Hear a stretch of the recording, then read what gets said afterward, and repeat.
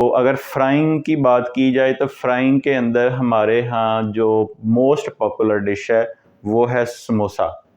बहुत सारे लोग बाज़ार से समोसे करते हैं, खाते हैं, घर भी बनाते हैं। समोसे रमज़ान में भी बनाए जाते हैं। तो समोसा रमज़ान में तो बहुत ज़्यादा समोसे का यूज़ इफ्तारी के टाइम होता है रमज़ान के अंदर। तो आज हम समोसे को ये समझें कि न्यूट्रिशनिस्ट की अदालत में लेके आएंगे। आज समोसे की पेशी है न्यूट्रिशनिस्ट की अदालत में और समोसे से पूछा जाएगा कि उसके साथ क्या गलत होता है। तो समोसे में सबसे पहले जो जितना मुझे नॉलेज है, जितना मैंने देखा है, तो हमारे यहाँ जो लेडीज़ हैं जो कुकिंग करती हैं उनको बनाते, तो वो पहले आलू को बॉयल करती हैं। फर्स्ट स्टेप समोसे का ये है कि आलू को या सब्जियों को जो भी उसके अंदर डालनी है उनको बॉयल किया जाता है। तो जब हम बॉयलिंग के प्रोसेस से आलू को गुजारते हैं तो 50% न्यूट्रिशन लेस कर देते हैं, यानी कि उसकी 50% न्यूट्रिशन पानी में बहा देते हैं। अब आलू जो है वो अपनी न्यूट्रिशन में मोस्टली सिर्फ कार्ब्स ही उसके अंदर रह जाते हैं।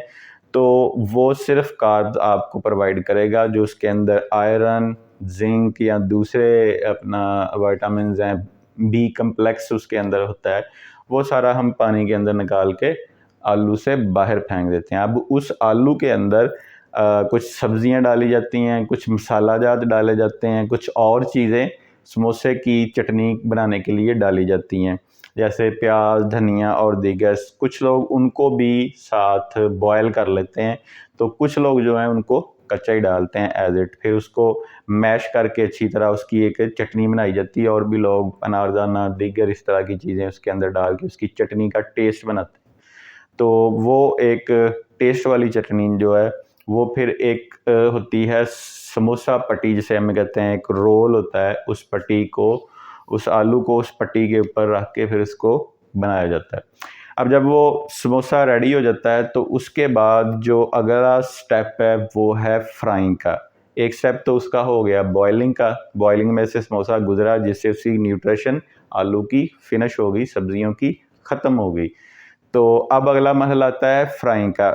यहाँ पे एक बात बता दूँ, एक होती है सादा फ्राइंग, यानी सिंपल फ्राई, जैसे आप अंडा बच्चे को फ्राई करके देते हैं, वो होती है लो ग्रेड फ्राइंग, यानी कि हल्की फुल्की फ्राइंग। तो जो होती है हाई ग्रेड या डीप फ्राइंग जिसको कहते हैं, डीप फ्राइंग के अंदर आता है समोसा।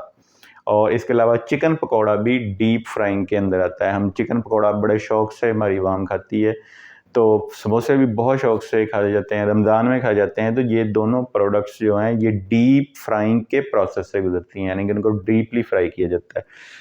तो डीप फ्राइंग में होता क्या है, समोसा बन गया, आपने समोसा उठाया, आपने जो उबलता हुआ ऑयल था, खोलता हुआ ऑयल जिसके आप बहुत ज़्यादा हाई टेम्परेचर होता है, आप फूड को उसके अंदर डाल देते हैं, यानी कि अपने समोसे को उसके अंदर डाल देते हैं।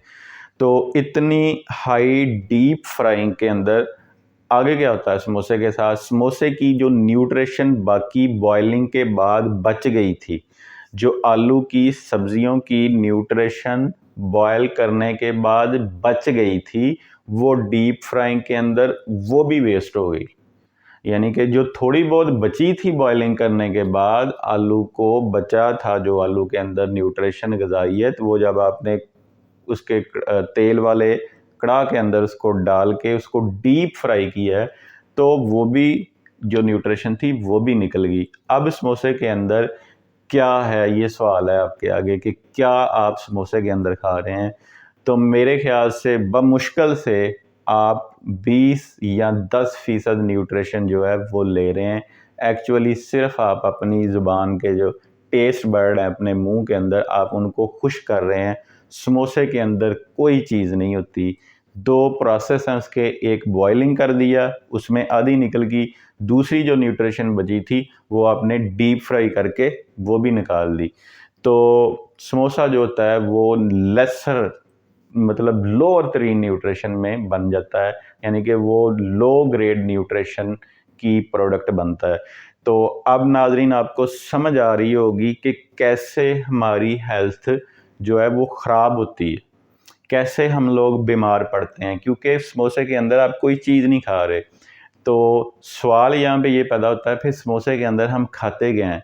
समोसे के अंदर जब ये डीप फ्राइंग एलिमेंट आता है, जब आप घी फैट वगैरह के अंदर किसी चीज़ को डीप फ्राई करते हैं तो उसके दौरान केमिकल प्रोडक्शन होती है, एक टॉक्सिकेटेड मैटर मटेरियल जो है वो पैदा होता है, टॉक्सिकेटेड उसके अंदर पैदा हो जाता है, यानी जहरीला मवाद जो है समोसे के अंदर बन जाता है। तो जब हम वो समोसा खाते हैं तो वो जहरीला मवाद हमारे मुंह के अंदर और फिर पेट में जाता है, तो वहाँ पे डाइजेस्टिव सिस्टम को भी अपसेट करता है समोसा, और समोसे का जब डाइजेस्टिव सिस्टम को अपसेट करता है उससे ज़्यादा, क्योंकि टॉक्सिकेटेड फैट होते हैं उसके अंदर जो लिवर को डैमेज करते हैं, और लिवर बड़ी मुश्किल से समोसे के फैट को निकालता है और बड़ी मुश्किल से वो समोसे से आपका लिवर जान छुड़ाता है। आपकी बॉडी को वो जो जहरीले मवाद आप अंदर डाल लेते हैं उसको बड़ी मुश्किल से डिटॉक्सीफाई लिवर करता है। और जो बीमार होते हैं लोग, जिनको लिवर के मसले हैं, जैसे हेपेटाइटिस सी है या दूसरे मसले मसाइल हैं, वो बेचारे लोग बहुत तकलीफ़ में चले जाते हैं समोसे वगैरह पकौड़े वगैरह की वजह से। समोसा और पकौड़ा दोनों ही इसी में आते हैं। तो समोसा मोस्ट लेसर और पकौड़ा भी मोस्ट लेसर न्यूट्रिशन है, लेकिन हमारी सोसाइटी में बड़े शौक से खाया जाता है।